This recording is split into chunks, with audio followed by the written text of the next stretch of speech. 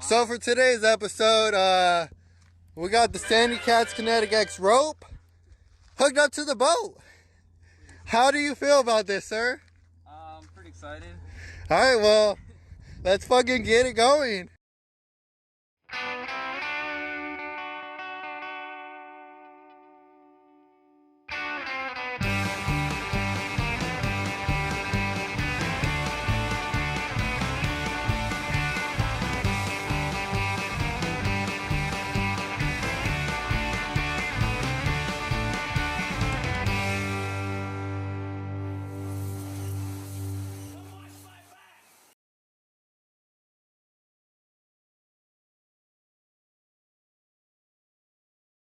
So in case you haven't figured it out, this video is going to be about winching trucks safely, because there are way too many times people have gone winching and it hasn't worked out well for them whatsoever at all.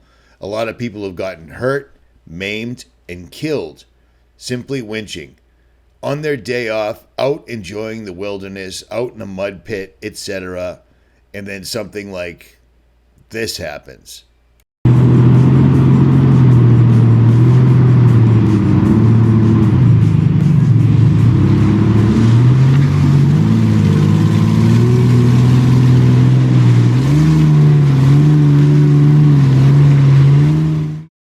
So a couple of years back, Yokohama sent me a set of 37-inch mud grapplers, or their mud terrain tire, and I was testing them out in the Ozarks, a place I was very familiar with and a place that is very unforgiving.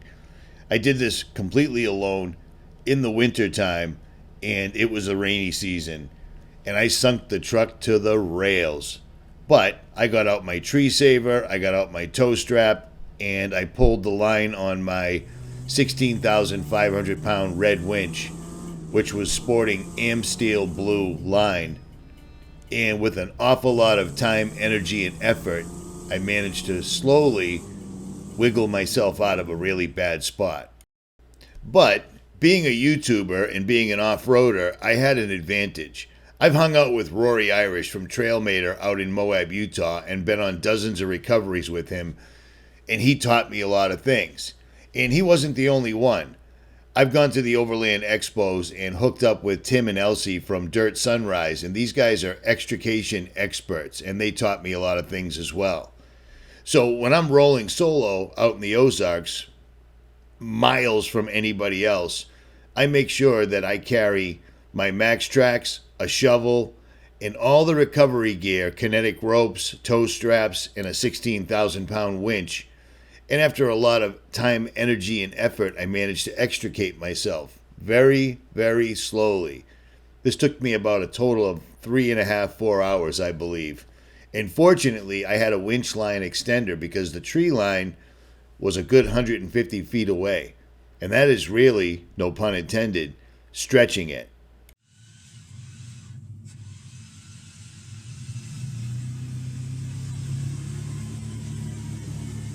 So that recovery went well.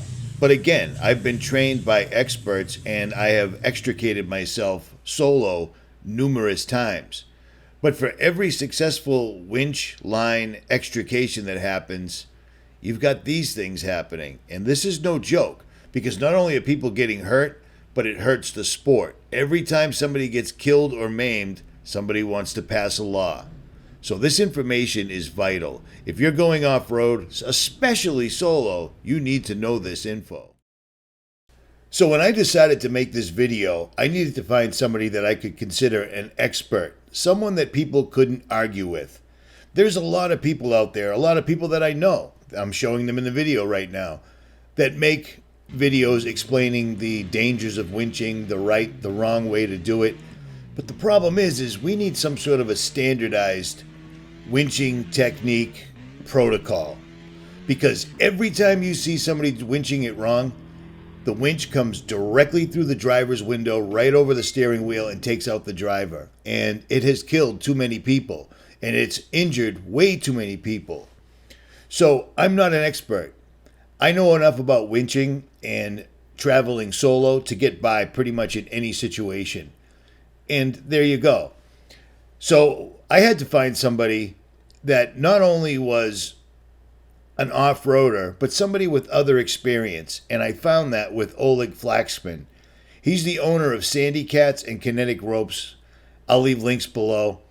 But not only that, the guy's a mountain climber. He's been mountain climbing since he was a kid, depending on rope. And he learned all about rope because your life depends on it, especially up here because no one can hear you scream.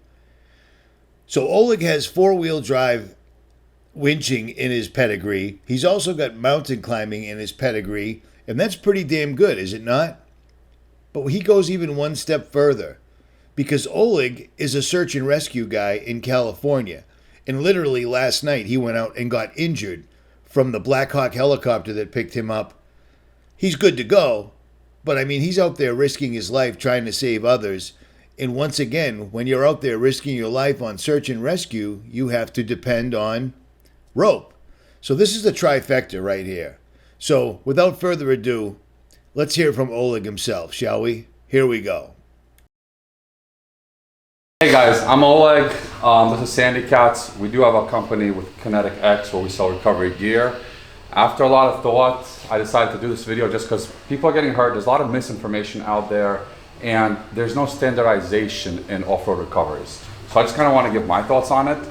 My background is, I've been wheeling since 2008, but I've been climbing since way before then. I've been alpine climbing, mountaineering. I do search and rescue.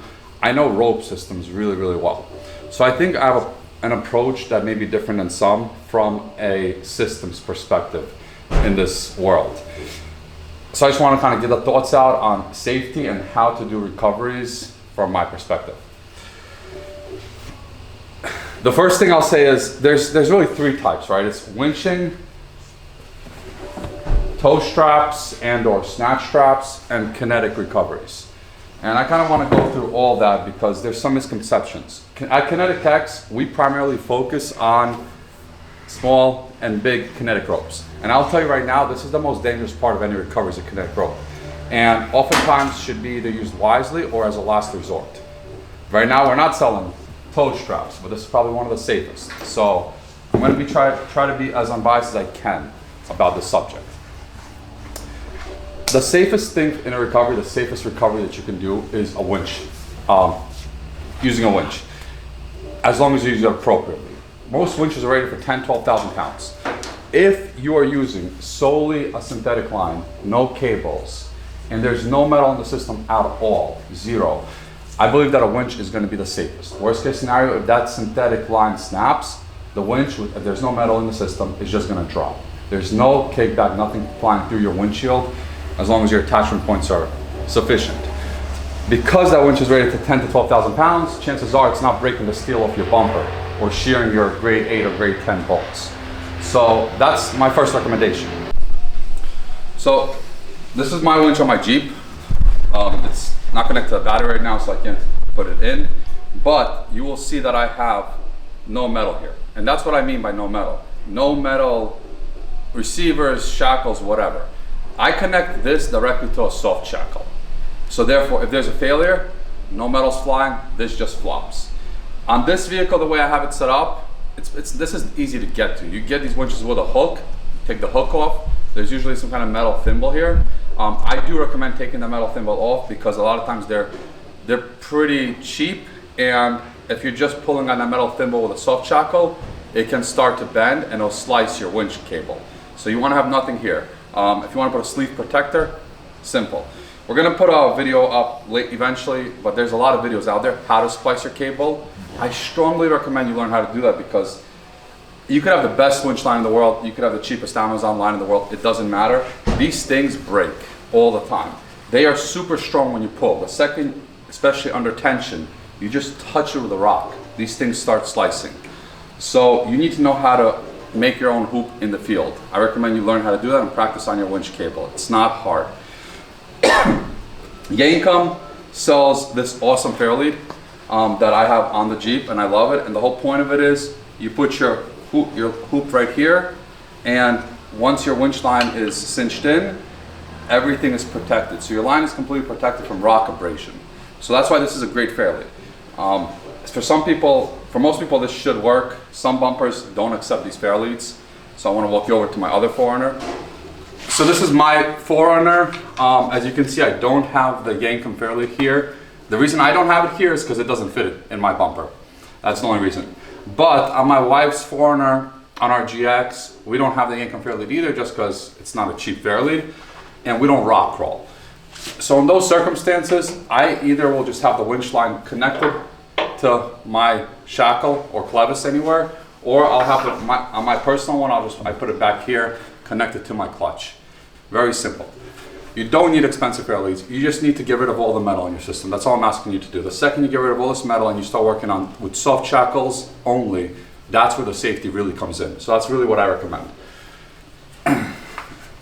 Put it in, and I'm good to go. Like I said, I'm a wife's 4Runner. It hangs like this. Why? She doesn't rock crawl, so she's not gonna be hitting rocks with the line. It's fine, it's safe enough. Okay, so this is a toe strap. Some of these look like toe straps, some of these are called snatch straps. They have very little elasticity in it. And here's the thing, these are actually meant for towing, not recoveries. That's the reality. And the reason why is because they're very good with abrasion when you're hitting on the ground. They don't have any elasticity like you see with kinetic ropes. These work really, really well when you want very, very slow, controlled recoveries. I'll connect it. I don't remember last time I used this on a 4Runner.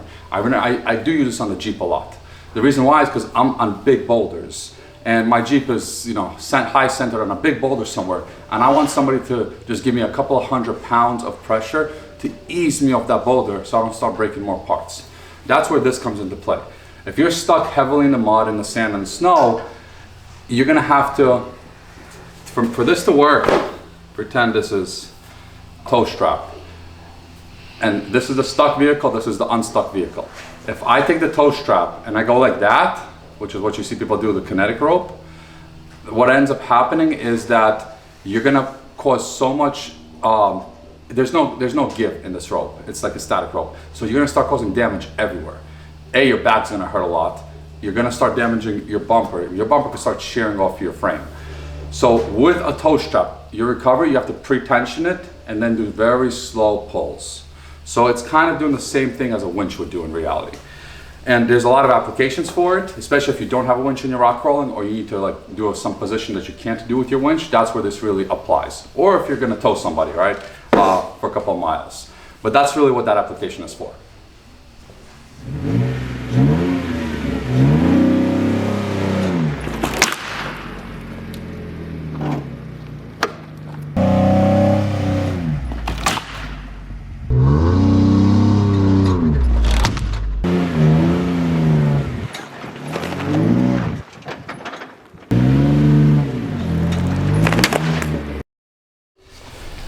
And this is a kinetic recovery rope.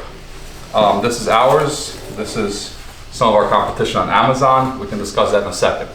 But what's more important is, out of everything we discussed, and any type of recovery you're gonna do, this is gonna be the most dangerous part of any recovery. Why? Because this is the only thing that stores kinetic energy. So the reason why synthetic gear is amazing, soft gear, is because with synthetic gear, if there's no kinetic energy stored, in general, it usually drops. It's not flying anywhere. With a kinetic rope, energy is stored. And some of you guys may have even seen a video on YouTube lately, where, you know, a vehicle was pulling really hard with a kinetic rope, and that kinetic rope flew through a windshield, and thankfully didn't kill anybody, but could have easily killed somebody. There's other ways this will cause a lot of damage, to the point where this can cause enough damage, and it almost happened in that video, to take the bumper off your frame, to shear your bolts. There's a lot of power going on here. So this needs to be treated with respect and used in only certain situations. There's a lot of applications where kinetic rope comes into play. When you need, when you don't have a winch, a lot of times it's necessary. B, if you're using it properly, the absorption that it takes within the rope itself, and I'll describe that in a second, is very, very, it conserves, it actually doesn't hurt your vehicles as much as any other application. And it will give you stronger pulling power, but you need to be smart about it. So let's kind of discuss what this really is and what the use of it is. The best way I kind of tell people as far as what a kinetic rope is versus anything else and why it's important is, I'm a climber, right? If you watch videos of guys climbing, I've climbed walls, and on climbing rope, have about less elasticity than this, about 10-12%, sometimes more, 20% elasticity on a climbing rope. On a climbing rope, if you take a fall, I've taken 30-foot falls, and the rope caught me, nothing broken, I could keep climbing, it just hurts a little bit. If I would take a static rope, which is what this is basically, and I only took a 5 to 8 foot fall on a climbing rope, I can potentially shatter my pelvis, because the absorption of the rope takes the impact in essence. Therefore, you guys will see me do a lot of stupid testing on Instagram and YouTube with like a Cadillac or other cars where I tie this rope to a tree and I pull really hard. Don't pull that hard. That was just me testing and proving the application. If I would have done that with a tow strap, then A, my airbags may have went off. I definitely would have broken a lot of parts. I'd have metal flying everywhere. My back would have felt it for weeks. I did it with a kinetic rope. I barely felt it in my back, and I was going way above the recommended speed that I would ever tell you to go above. Therefore, that's the first thing. The second thing that you need to know, and is extremely important to know, and most people don't understand this, is you have to size your kinetic rope properly. If you think about it, the way it's like a rubber band, right? So if you take a rubber band and you try to pull on it and it's a thin rubber band, you're gonna break it. If it's, I don't know, a rubber band rated to your muscle strength and you pull on it, you'll just get full elasticity, let go, will fly. But if you get like, I don't know, a 4-inch thick rubber band and try to pull on it, you won't even move it. So therefore, if you take a rope that, if you have a Forerunner that from the factory plus your weight is like 7,000 pounds, and you take a 1.5 inch or a 1.25 inch rope, maybe even a 1 inch rope, but that rope is rated for a vehicle much higher than yours, you basically have a ridiculously overpriced tow strap. And the second you try to use it as a kinetic rope versus a tow strap, you're gonna break components on your car, you can start breaking parts, and things can start flying one way or another. And the same thing if you use an underrated rope. If you use an underrated rope, just like that thin rubber band, you will just break through it. So you need to make sure the kinetic rope is based on your vehicle weight. Most manufacturers should tell you that very clearly. If they don't, run away. Now that we got through all that, when you start using a kinetic rope, the first thing that I personally do is you inspect everything. You make sure that you have places to go, meaning that if you're in deep snow, in deep mud, in deep sand, that there's no log over there that's gonna give you a hard hit and cause issues. You shovel as much as you can. Throw max trucks in there, throw boards in there. Give yourself as much chance to get out of that situation to utilize the rope to as minimal strength as necessary for the pulling. That's really the goal here. Don't just say, okay, I'm stuck in 4 feet of snow, go 20 miles an hour and get me out of here. That's how mistakes happen, people rush, injuries occur. So that's the first thing I want to say about kinetic rope. When I start a kinetic rope recovery, and I do them a lot, I'm gonna demonstrate with this little strand here, I do the same thing as I do with a tow strap. If my rope is properly rated for my vehicle, and I pre-tension the rope and then start pulling, I'm already probably adding between 8 to 12%, maybe even a little more, of elasticity into the system just with my vehicle weight pulling the other vehicle. So if this vehicle's stuck and I pre-tension it like this, and then I start pulling, the kinetic energy will already help me. You don't need to go 50 miles an hour to get that energy. That's very important. If that doesn't work, I'll back up. You don't have to back up a lot. I back up a couple of feet. Usually back up, if your rope is 30 feet, you should back up about 25% of that. I'll back up and I'll go 1 mile an hour. I'll back up again, I'll go 2 miles an hour. Maybe I'll go to 3 miles an hour. Then, if that doesn't work, because at that point, the force of my vehicle is the only one contributing force into the system. The vehicle that's stuck is contributing 0 force into the system. Therefore, I'm using a rope that is rated for my vehicle only, not for the vehicle that's stuck. At that point, I know I'm contributing so much force into the system that something's not working. I'm gonna get out, reassess the situation, see if I could help that vehicle move by throwing boards in, max trucks, shoveling a little bit. Then I'll do the same thing again. Only at some point in time, because I do have the experience and knowledge, will I consider going faster. And if I do consider going faster, I will make sure that all my connection points are good. I will make sure that the bumper is properly connected to the frame. I'll make sure that everything in the system can handle the loads that I'm about to put on the system, which can be 30, 40,000 pounds for all we know, right? I could just guess what the loads are, and so can you. We can't know for sure.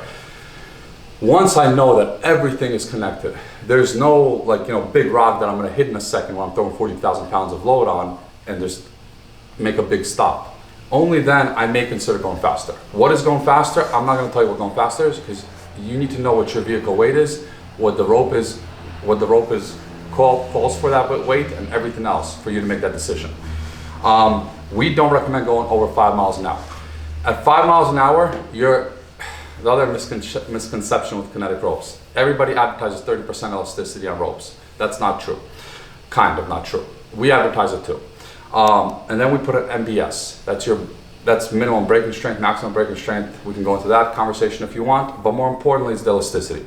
That means 30% elasticity, or approximately, usually anywhere from 29 to 33% elasticity at MBS, at 30,000 pounds for a 7/8 rope. We rate ours to 28,300, but at that rate, the truth is you're going to probably 10 to 14, hopefully not more than 16, 17,000 pounds of force on that rope. So you're never gonna reach 30%. You're probably gonna reach somewhere between 15 to 20, 22% elasticity max, just so we're clear. But that's a lot of energy in the system anyways. So if you know what forces you have, you know approximately the elasticity you're putting in that rope, you know the terrain you're on, so you know how much traction you're getting, then you can make a decision of how fast to go. We don't recommend going above 5 miles an hour. We believe that if you use a properly weighted vehicle with our ropes, you will get probably around 20%, plus or minus 2, depending on the weight of your vehicle. But I can't tell you what to do. This book, for example, by Bob Wohlers, a lot of people consider this like the ultimate recovery book. It will tell you you can go up to 20 miles an hour for stage 3 recoveries or something. Other people will tell you don't go 3 miles an hour. The problem that I have with everything we're doing here as an industry is the lack of standardization, to be honest with you. And I'm kind of guilty of that myself. We all have to play the game. I strongly don't recommend going about 5 miles an hour unless you're super confident and you know what you're doing. That's that. Next is, let's talk a little bit about other options to be safe with a kinetic rope. The first thing is soft shackles. That video talked a lot about soft shackles that are untested.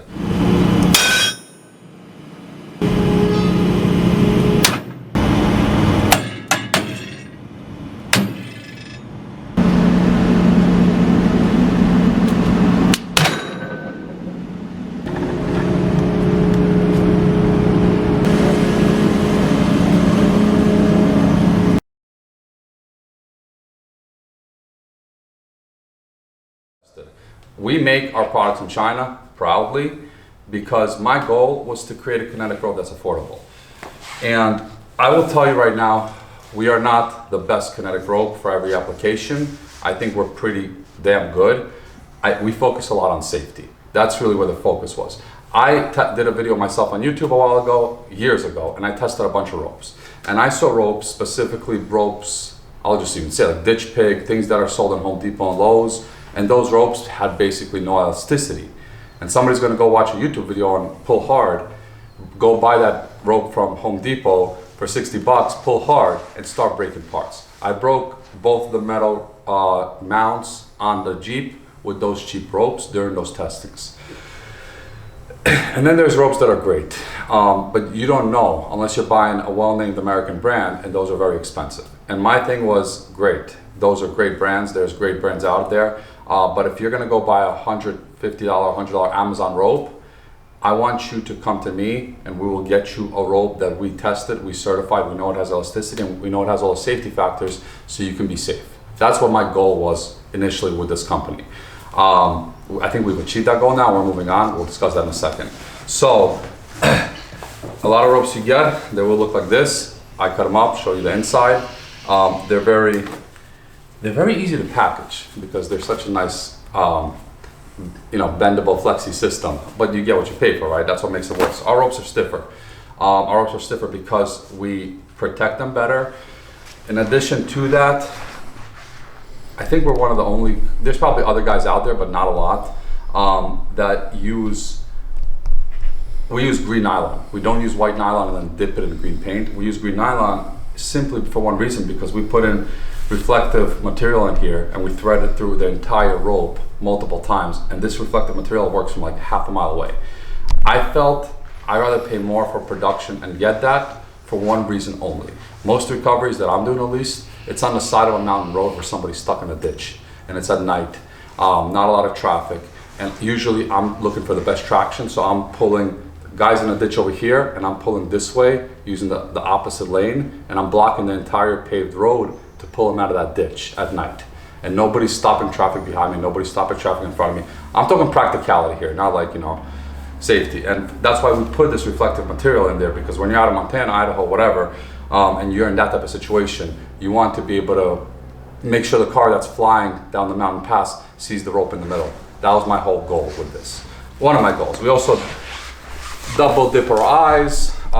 We coat them so they can withstand more abuse. And our sheath here is tighter than most. That's what you say. That's what she said. One more time. I'm gonna most. There's ups and downs for that. We chose to go this route for two reasons. Because in reality, a lot of times when you're doing a kinetic recovery, you may be recovering a dead vehicle or a vehicle that's somehow damaged, and you're gonna end up using your kinetic rope as a tow strap. So we wanted something that will handle the abrasions from you pulling for 5, 10, 15, 20 miles an hour off-road slowly without putting stretch in the system and dragging this on the road, and it being able to withstand that. And the second reason is because the easiest way to damage these ropes is a way you will not see. The problem with buying a kinetic rope versus anything else is you can't see the actual material inside. This white stuff is the material that's inside the rope, and this is where really the stretch comes, the strength comes, and so on. This is mostly the sheath or the cover of the rope and protection. When you start getting into these gaps, sand particles in there, and the sand particles start getting in here, and you start pulling hard, those sand particles are gonna eat through the strength of the rope. Another reason why we use thicker sheath, or more sturdier sheath, is because we're trying to avoid things getting inside. Downside is they are a little bit more rigid and harder to package, so things to consider. That was my little pitch. So, like I said, our ropes are made in China. I believe they're the best material you can get. We test them here with Certex. Some of you guys may know who that is. We underrate them a little bit, to be honest with you. So like our shackles, we write 41,000. On average, is big between 44.2 to 45.5. So we're trying to really be safe out there. Our goal is safety. That's what we're trying to achieve here. Last time I was in China was in November in this facility. These guys, specifically these guys, are very unique. They're doing things for the Chinese Navy, but more importantly, they're doing things for search and rescue out there. They're doing things for the fire department, they're doing things for first responders, and it was actually cool. I mean, I'll send you a video, you can post it. In the facility, they have like a multi-million-dollar facility for kids to come visit. And there's like earthquake room where you stand and you feel an earthquake. There's a wind room where you can feel 100-mile-an-hour winds. They will lower kids from like a second-story window, so they feel what it feels like to be in a harness and in a screamer suit, basically, and to be lowered down. So they're so focused on search and rescue, and they're so focused on like first responders. That's where the mindset of this company comes from. I have no problem supporting them all day long. Let's keep going. Soft shackles. You will get many options for soft shackles, and this is an issue I see too. First, I get a lot of questions on how to install a soft shackle, and I'm going to install it right now for you. It's very simple. You just open up the loop, you put the knot through, and then when you pull, this loop will hold on the knot. When you pull harder, this loop will dig into the knot. It's not going anywhere. It is smart if you have the ability, if you have multiple people with you, stay far away. When you pre-tension your system, somebody's watching that doesn't pop off. But it shouldn't pop off in reality if you simply just pull like this, or put when your rope is in here, you just pull it a little, that's already enough pre-tension to hold it. So these are pretty simple to use. The problem is the application. First of all, you shouldn't be using it here. This is 90-degree metal, and this will eventually start cutting through the soft shackle. So don't use it in here unless you really, really know what you're doing. If you have clevis mounts like this, that have these 90-degree turns and they're not beveled, they're not like smooth to your finger, you need to get something like this still. If they are smooth to your finger, like I know that Expedition 1 bumpers, they make them smooth. You could just use straight soft shackle. If they're not smooth to your finger, use metal. This is going to be smooth. Okay, so you put this on, this is going to be smooth to your finger, and then you can put your soft shackle through here. I don't consider this metal in the system. This is still metal on metal. The working loads here, they'll hold, right? You just don't want to end up using these pieces in between two synthetic pieces of gear. That's when things start flying and hurting you. Then you put your soft shackle on, and you are good to go like that. Pretty simple. On a 4Runner, I think Tacomas have these too. You need to know, this is what I mean by, you need to be very knowledgeable when you start playing with kinetic ropes, especially when you're going to put heavy forces on. I don't know why, and I've even seen companies, I'm not going to say who, showing this as a recovery point in their Facebook ads. This is not a recovery point. It's all good. This is not a recovery point. This is made for when they're shipping it on a container. I don't know what the load rating on this is, but it's definitely not going to be 40, 50,000 pounds, which is really what you want to have. So therefore, be smart. Make sure that your bumper is properly connected to the frame when you start putting heavy loads on. Like I mentioned, I come at this from a different perspective. I'm trying to bring, I love in mountaineering and alpinism and search and rescue, we have a lot of testing, a lot of trust in our gear, a lot of standardization, a lot of certifications. And I mean, out of everybody I've met over the last 10, 15 years, overlanding, off-roading, you have more skin in the game as far as if you're not climbing a mountain face or an ice wall, depending on rope, you're hanging from a helicopter, searching and rescuing, trying to find somebody, depending on a rope. So this was a natural. You know what I mean? Yeah, I mean, that's all I wanted to say. I was hanging on a helicopter, literally going across the river last week. Doing the death spin? Trying to avoid the death spin. Yeah. So, I want to bring some of that into this world. I don't know how I'm going to do it yet. I have some ideas, but that's kind of my next goal with the company. And one of the big things is standardization. We're starting to create very detailed labels. Some companies already do. I know Factor 55 does, for example. They're very great labels, information. It's hard to put a date of termination on this because there's a lot of factors involved. If you're going to keep this out in the sun, it's going to degrade much faster than if you keep it in a cool, dry place. We are starting to put date of production on all our ropes, so you kind of are able to figure out when it's time to retire them. These are consumable items. That's something to consider. You can get 5 years out of them, possibly even 10 if you know what you're doing, but they're still consumables, things to consider. Anyways, so the first thing we kind of really worked on is this shackle. I did a lot of crazy pulls, and if you actually watch those crazy pulls, went all the way through a hitch receiver, came back around and had a rope connected like this through the entire hitch receiver. And this was sitting on a 90-degree metal, and we were doing a lot of pulls. And then we did certification, we did testing, but more importantly is the field use, right? We did a lot of pulls on this. And we were able to figure out after about a year and a half, because we went through a lot of iterations of it, how to make this work inside your receiver. We can show you metal in a second that's hanging on the wall that and we have videos of us putting 36 plus thousand pounds and bending gusseted 3/8 steel that we beat the hell out of. But we still tell you don't go over 20,000 pounds. The truth is, in a hitch receiver, you shouldn't be going above your toe capacity. Another thing to consider, you could buy those big metal pieces that you put in your hitch receiver and they could be rated for 100,000 pounds. But if your hitch receiver is connected to your cross member and not directly to your frame rails, you're bending that cross member. So you shouldn't be using more weight than what your cross member can handle, and that's very hard to gauge in the field. There's a lot of things out there that you need to know and be comfortable with to really read a system and understand where the weak links are in a system to be able to gauge it. So, another thing that I, for some reason, don't see used a lot is a bridle. What is a bridle? A bridle is basically having two connection points instead of one. I never see that used, and it makes no sense to me. There's very few applications where you don't want to use a bridle. So a bridle is basically taking two soft shackles and figuring out a way to connect them on your rope. It does require a little bit more gear. The easiest way to make a bridle is just, and I don't know, I get these on Amazon. They're cheap, and they're very strong. I never break them. This is 35,000 pound brake strength, and I kind of believe it for an Amazon product. You could just use tree savers. Connect the tree saver here.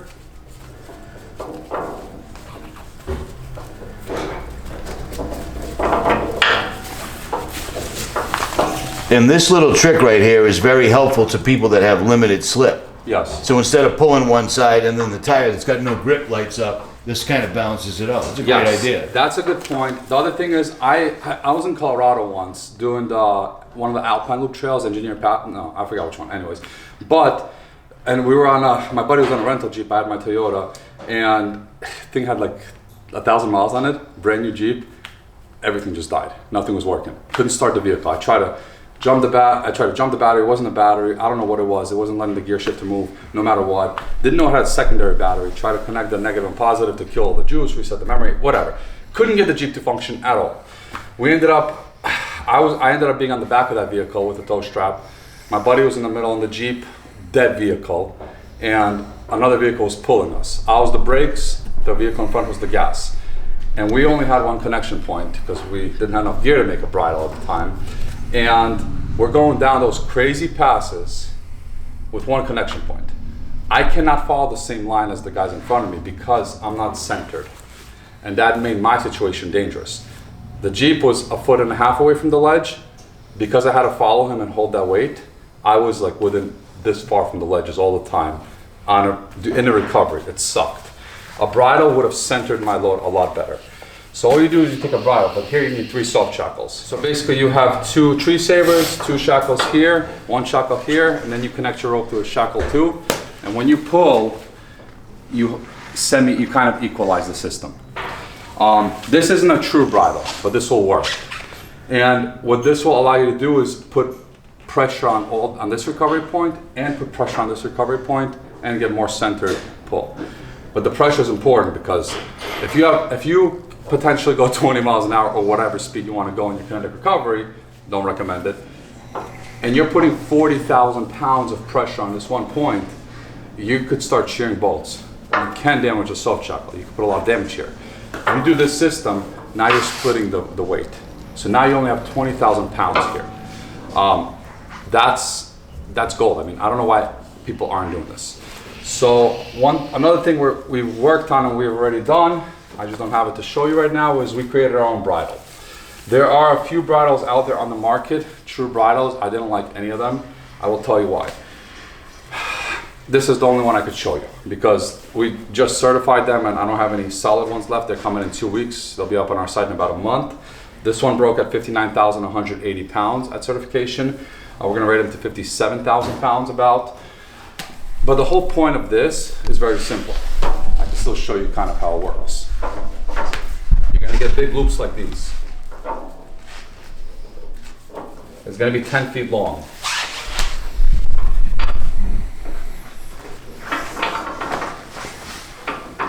And what you're gonna end up doing is either using a soft shackle or you can go directly with a rope. There's gonna be a sheath on the bridle, so everything will be protected and from friction in essence. And if this was one bridle and the rope was right here, you have one piece here instead of 2. Why is one piece important? Because if you're pulling a little bit that way or a little bit that way now, the rope will move on the system and it'll equalize. So you will get way more equalization of the recovery points. That's important. Why did we create this? I'm not trying to create what's already out there.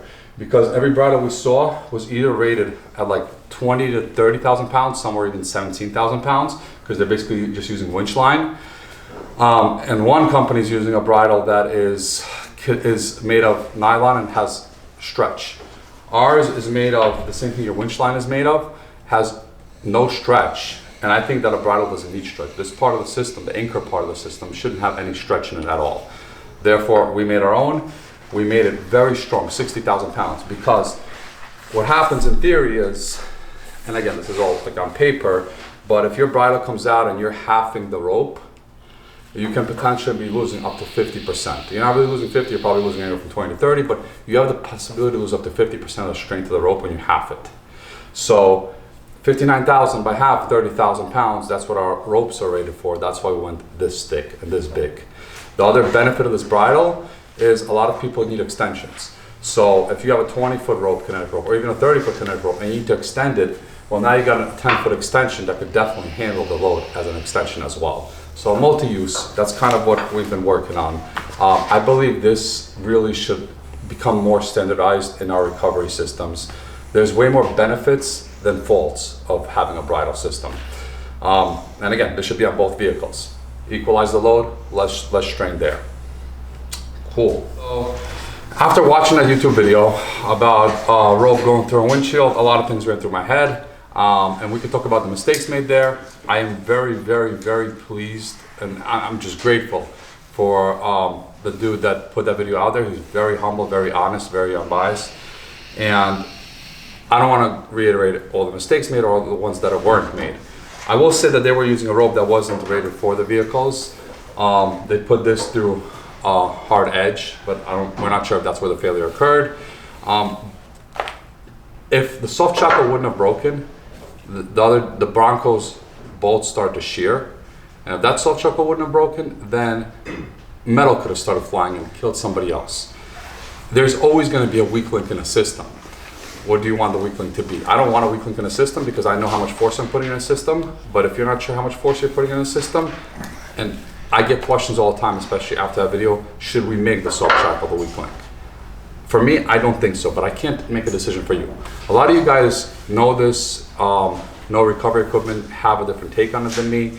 You may know more things than me, please share. I love to learn.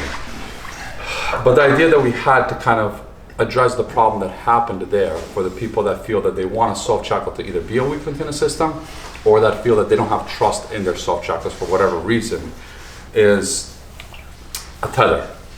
So we do have a version that I filed the utility patent on, but Patent pending. patent pending. God dang it. But a tether is not a difficult application, and I want to hear your guys' ideas. Tell me if I'm right or I'm wrong. I haven't tested this yet because the only vehicle I want to really test this on, it means that I have to put a ton of weight into my rope, have it snap back, and then try to stop that snapback. I'm only willing to do that with the Jeep, so hopefully in 2 weeks we'll get it running, and we're going to start doing live testing.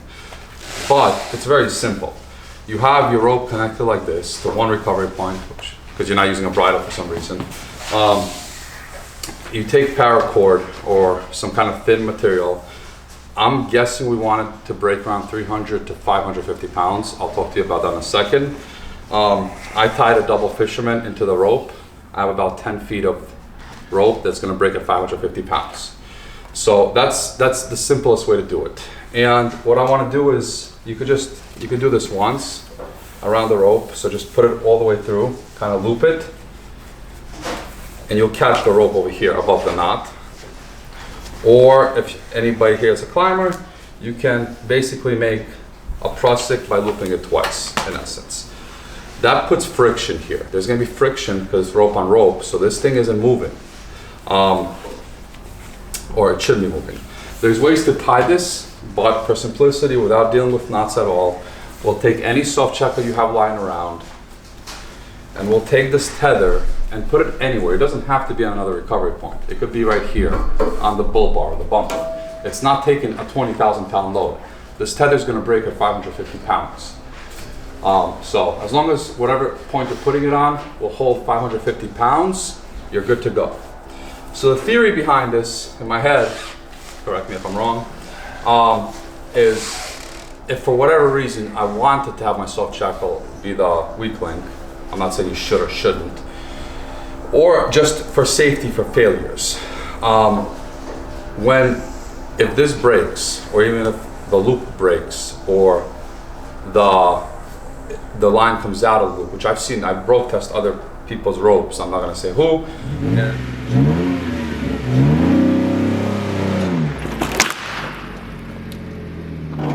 And I've actually seen it come apart before the rope broke, usually in the middle. If any of that happens, this tether will, and this breaks through, this tether should catch the rope.